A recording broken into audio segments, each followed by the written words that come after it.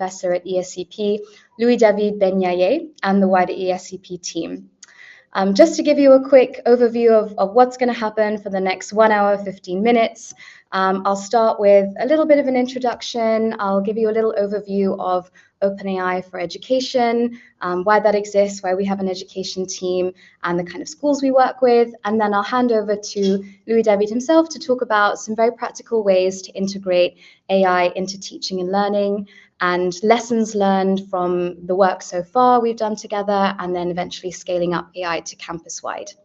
We'll then have a little bit of Q&A, so please don't be shy and start preparing a few questions that you might have. I'll be pulling them out in the chat and asking them to Louis-David. And then one of the best parts of this forum is really about bringing together this broader community and having a chance for everyone to meet each other. So there'll be a little bit at the end of some one-to-one matching. So with that, I'll start with a little bit of an introduction, just so you get to know me. So I'm Jaina. I lead our work on the international team here with educational institutions, research institutes, and policymakers. I've been at OpenAI since January last year, so just coming up to a year and a half. And when I joined, the team was very small. We didn't actually have an education team. And really, since hearing that this was going to be one of the biggest focuses for OpenAI, I put my hand up and I thought, really, there's nothing more meaningful to be doing than working with students, staff, faculty, researchers, given how much AI has changed education. And it has been a really interesting ride. So just to give you a very brief overview of what the education team is, what we're doing, I wanted just to share a quick graphic here, which is just to say that really we had to start building out an education team at OpenAI from the very beginning. The number one use case of ChatGPT today is learning, and the number one user group is students. So it just became very clear to us that any attempt we made to engage with this community, it would really be about building a lifelong learning platform and really thinking very deeply about how AI is going to shape the next generation, how it's going to change people's critical thinking skills, creativity, motivation to learn, all these incredibly interesting topics.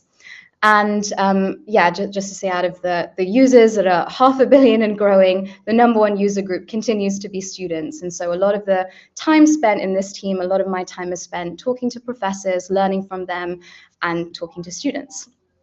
So the way that we look at ChatGPT and the benefits of AI tools is actually very broad, and we think of it in 3 buckets. The first is ChatGPT is a really powerful tutor. It can speak a student's language, it can understand their learning style, it can personalize itself, and this is the journey we're going on as we continue to build out ChatGPT Edu. It also is a very useful tool for a teacher in terms of saving time, getting rid of admin in day-to-day, and also creating really wonderful classroom experiences, which I'm excited that we'll see some of today. The second piece is, as we look at across the education sector, AI is a tool to make people more creative and more productive. And just looking across university finance teams, IT teams, marketing teams, we've really seen some amazing transformative ways that teams have been able to add a data scientist, a virtual data scientist assistant, or save time, produce better quality work. The third, which really goes back to the mission of OpenAI, is the ability for AI to transform research. That is both helping automate some of the workflow of a researcher, some of their admin burden, but actually, much more excitingly, it's also about accelerating scientific innovation in research. That leads me on to the 3 sort of broad goals and the vision here on the education team.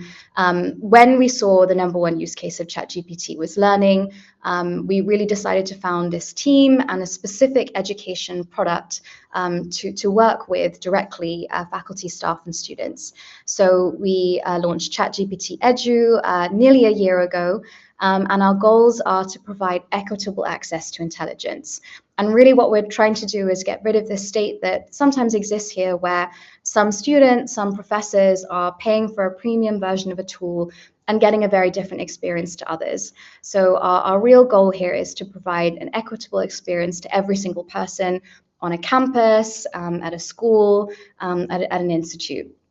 The second big goal is really about scale. So what we're looking to do as this team, and we're a very small team, is to find the best possible use cases and work with an early set of adopters and kind of innovators, and then share that widely across the community as much as possible. That's exactly what we're doing here today with the forum and having the chance to hear from Louis David directly. But really, this is one of the reasons that this team exists, is to find those early adopters, work with them, build with them, and then share that work more broadly. And then lastly, going back to sort of why OpenAI exists as a company, it's about accelerating research innovation. We really recognize that these tools have a long way to go, and very often it's actually not really about the tool itself, but about what we can learn together, building on it. And so one of our key pieces of work is not just partnering on tool access, but also partnering on research collaborations. We recently announced a Next Gen AI Research Consortium where we're funding and providing support on all sorts of interesting areas, from climate change to drug discovery to metacognition. But the hope is that these models get smarter, they become more personalized, and they become a very useful tool. Going back to why this team exists, what really drives us, I think personally what's most motivating for me is just the opportunity every day to work from and learn from people who are much smarter than me and have a lot to teach me and the education team. And that really brings me to ESCP and the role that they've played in building out this education team. ESCP was one of our very first partners, I think one of our first in Paris, but also globally, that really made a bold move to embrace AI holistically across the entire education system. That was driven by a very determined and wonderful group of people. It really does take a kind of task force to set up something like this broad change management. And we really learned a lot from, and are still learning from, what ESCP did. So it's particularly meaningful and exciting to have one of the people in the room who created that, Louis David. And with that, I'll give him a brief introduction before handing it over. So, quick introduction to Louis David. He is an associate professor at ESCP, and he leads AI initiatives on the Paris campus. His work has appeared in numerous scientific journals, outlets like the LSE Business Review, and global platforms, including the World Economic Forum. He was co-director of ESCP's top-ranked MSc in Big Data and Business Analytics in Paris from 2018 to 23, and he currently co-leads the executive MSc on this topic in Dubai.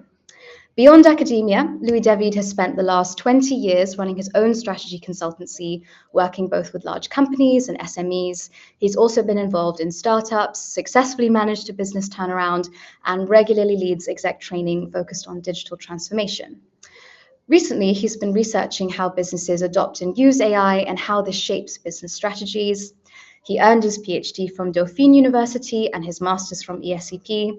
And he's also a wonderful person and has been a real pleasure to work with so far. So delighted now to turn the spotlight onto Louis David.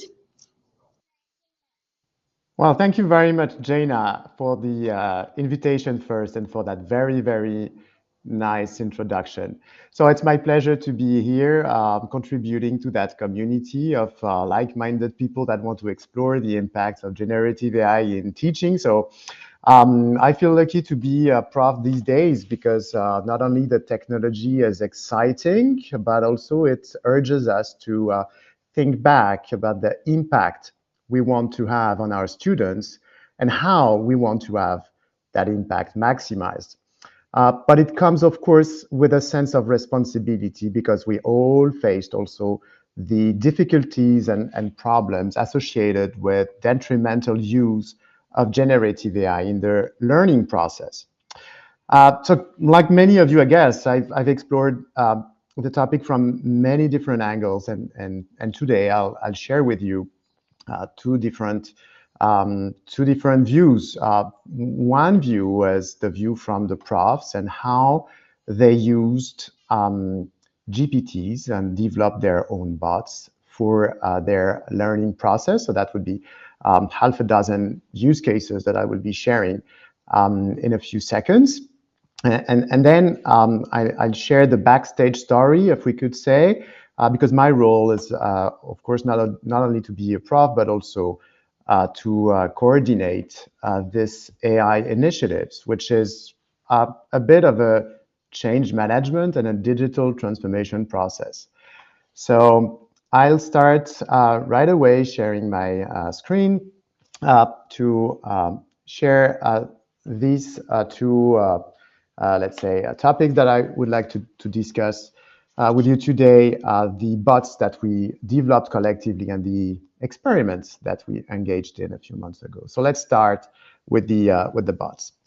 So uh, the first one that came, and maybe you see that the UX doesn't look familiar to the traditional OpenAI and ChatGPT box, came from one of our colleagues in the Berlin campus that developed a specific and fine-tuned bot for his class on academic writing skills.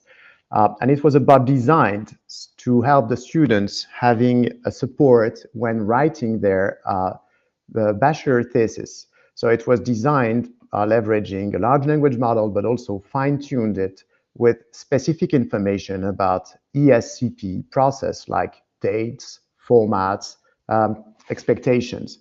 So that's, of course, one group of the bots that we are developing, or we have developed, bots that are designed to support students as they are studying.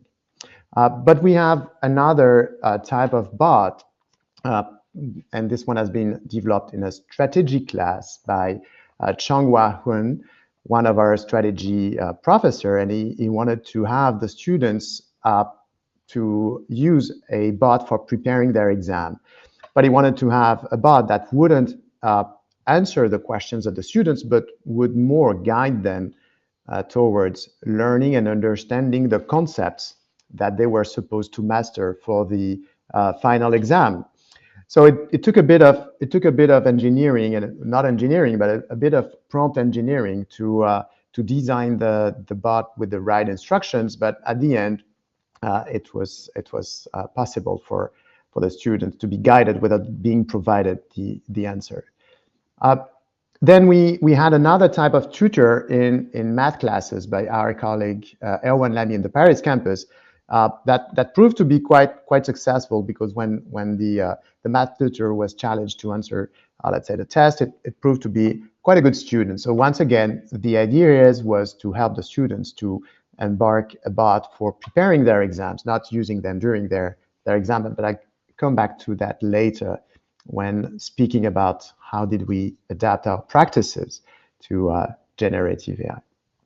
So this was the first group of tutors and bots for students for learning by themselves, right? But we have other types of bots which are used in class for pedagogical activities. So Lorena Blasco Arcas from our Madrid campus, she's a marketing expert and marketing professor, and she has designed several bots that would represent personas and typical personas of typical clients.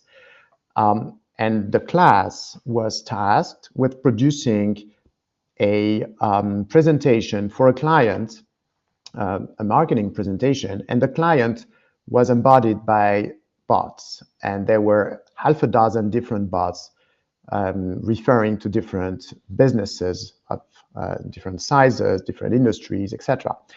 And the students had to interact with the bot at several occasions for preparing their marketing presentation, which was a great way for Lorena to expose in a safe place the students to the discussions they would have with a client should they be marketing consultants.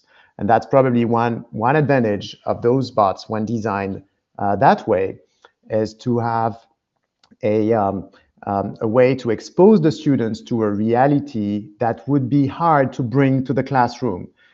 It's super hard to bring to the classroom representatives of medium-sized companies located everywhere in Europe, because you don't find them very easily, and you don't convince them very easily to come to Madrid to interact with students for a couple of times. But with those bots, it's now becoming accessible to expose our students to the thoughts and reflections and reactions of potential clients. Of course, there is a difference between a persona and a bot and a real client, but that's all the know-how of Lorena to frame the discussion in a way that the students can understand the benefits, but also the limitations of discussing with a bot for dealing with a client demand. Then we also have other bots which are not designed directly for our students, but are designed, some of them, for our profs. Alara Tassioglu, she is one of our information and operations management member team here in Paris, has designed a very, very interesting GPT that has been copied over and over by many of her colleagues. It's basically an assistant for her course. So she designed specific instructions. So you see that it's for the course MBD03, Information System Management. And she also used some specific documents and resources that are associated with the course. And she uses that assistant like she would use a teaching assistant. So for example, she shared some of her use cases, like the sessions are organized. Well, the course is organized in a series of sessions. So she went back after a session and said, okay, that session went well, but I felt that at that point, the engagement was a bit lower. So preparing for the next course, she asked the assistant to identify new ways of engaging with the students for the next course.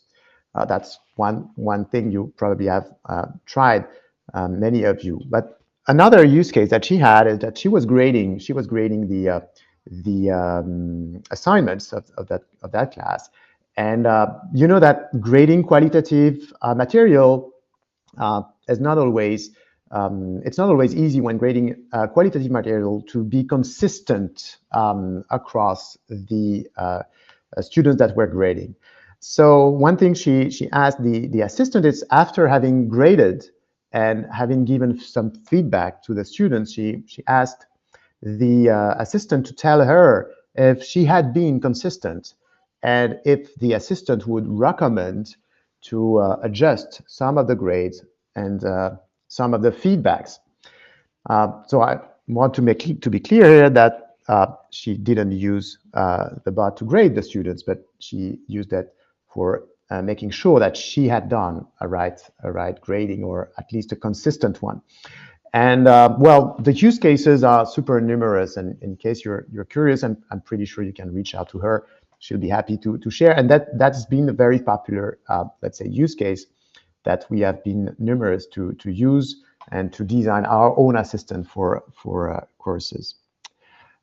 Speaking about grading and assessing students, we went one step further with something that is more like a research experiment, more than, let's say, a real life experiment. We have our Prof. Yassine Rakik, also from the Paris campus, that worked with a student to design a specific LLM-based tool that would be used for grading and giving feedback to essays and to assignments.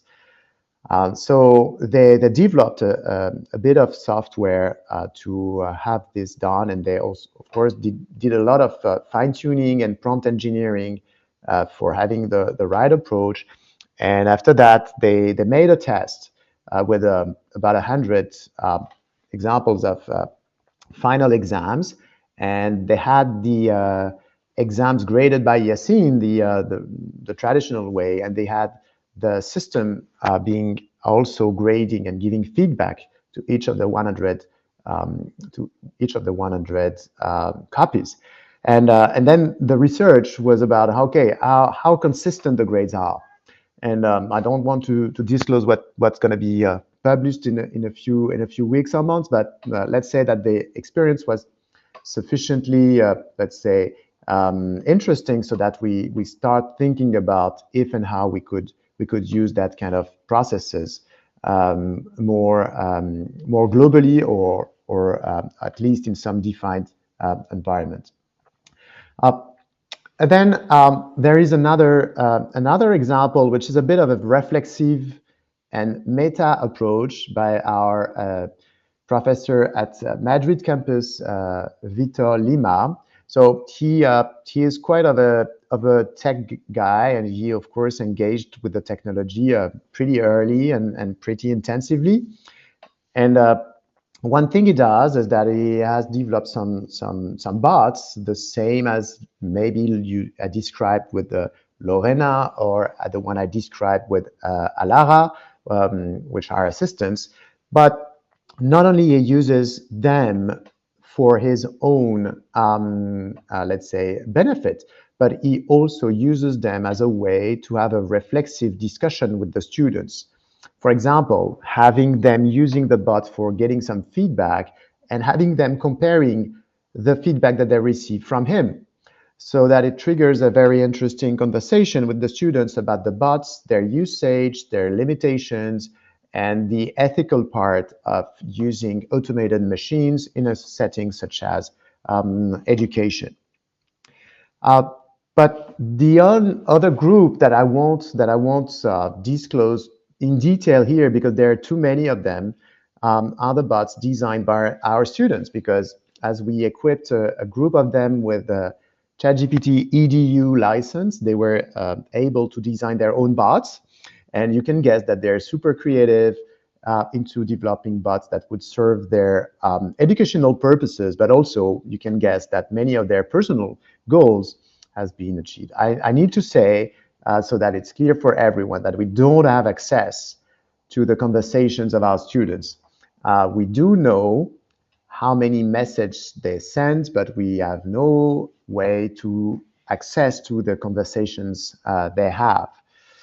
Um, so we developed those bots in the settings I described. There are many different use cases, but I, of course, focused here on the one I felt would be interesting for the audience. We are piloting a lot of experiments. I'll get back to that in a minute. So what did we learn with those bots? First is that, and I think it's a great way to approach the question, is that some previously impossible things are now possible. And I think that's a great way to approach the possible benefits of the technology in learning and education. I think the case of Lorena with inviting some SMEs, leaders in class for several occasions is a great example of that. But there are many other previously impossible things that are now possible. The other thing is that it's super easy to start. And of course, it's thanks to how well the technology has been developed and how the UX has been also developed. So that's a very easy to start. But if you've been through that, you already experienced that as it's easy to start, then you have a lot of bots. And then the question is, okay, but then what is that bot for? So we clearly understood pretty early in the process that the first step, if we were to decide on designing bots, was to ask ourselves, what's the purpose of that bot? And now we are having a clearer view about the different types of purposes, and of course, if they are required or interesting in serving the purpose. Like many other topics, it's key to experiment and practice to see if the intentions turn into reality, because sometimes we feel that there's a possibility there somewhere, but it's very important to in short cycles and small loop experiments. Referring to what I said about easy to start, too many bots, too little differentiation. So at the end, if you end up having 10 different bots for having a tutor, that's probably a problem for our students. So we need to manage that in a very, let's say, efficient way, so that we don't, let's say, get diluted into the number of bots. Originally or not originally, we also had some feedback from students that said, okay, bots are nice and they're great because we can ask questions.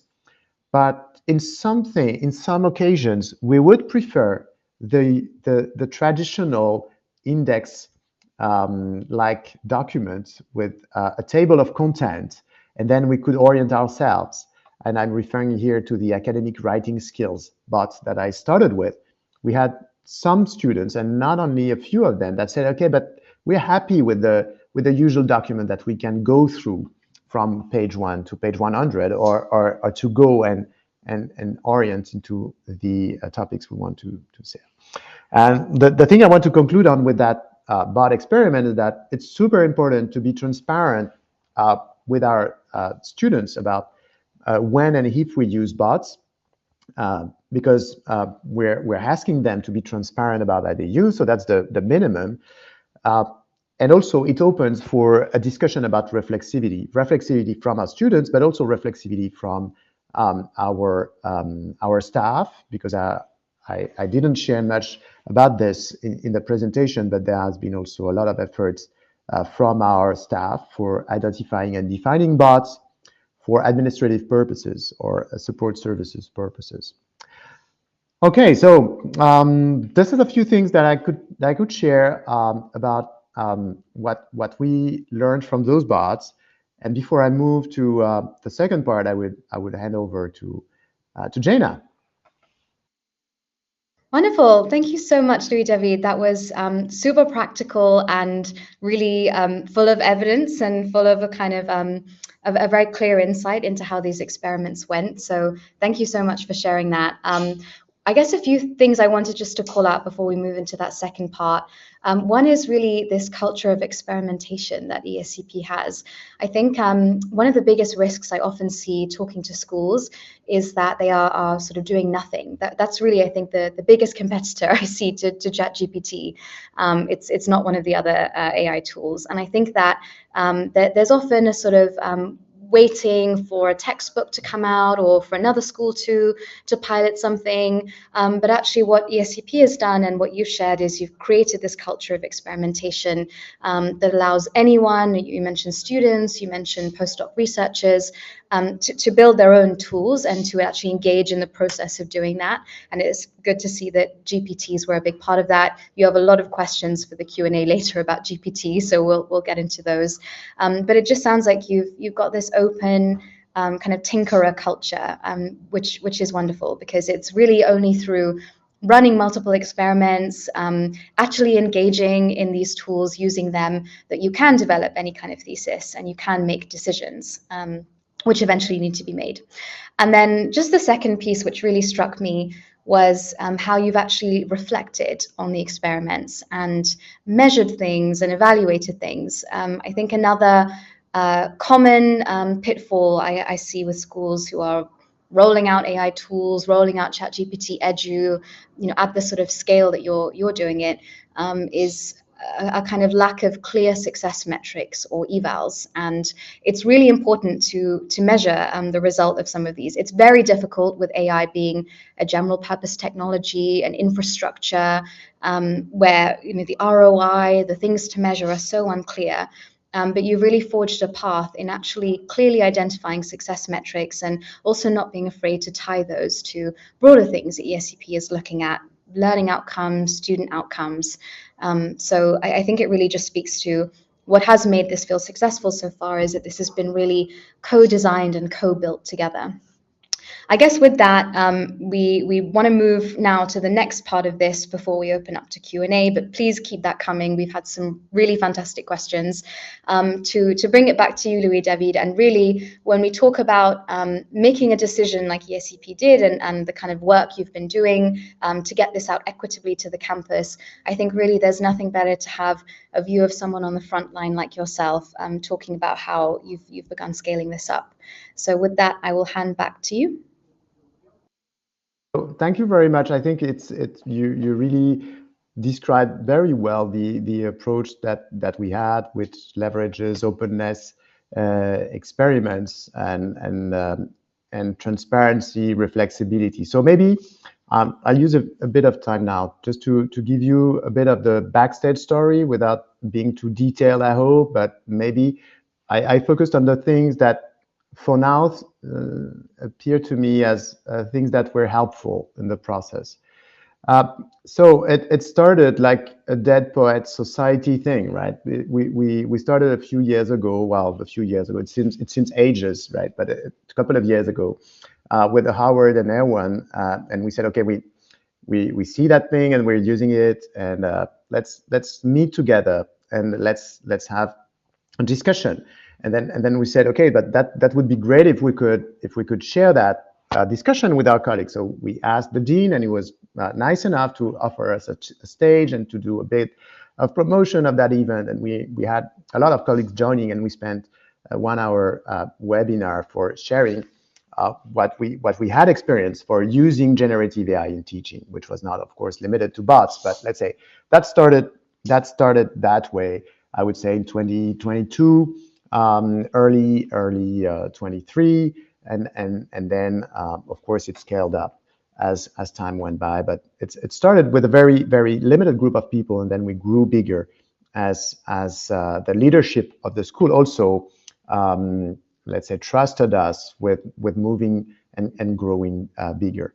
So after those first discussions, we were convinced, and the leadership of the school was convinced, that it was not about choosing a tool, it was not about a technology, it was really about a change management that the school was entering in.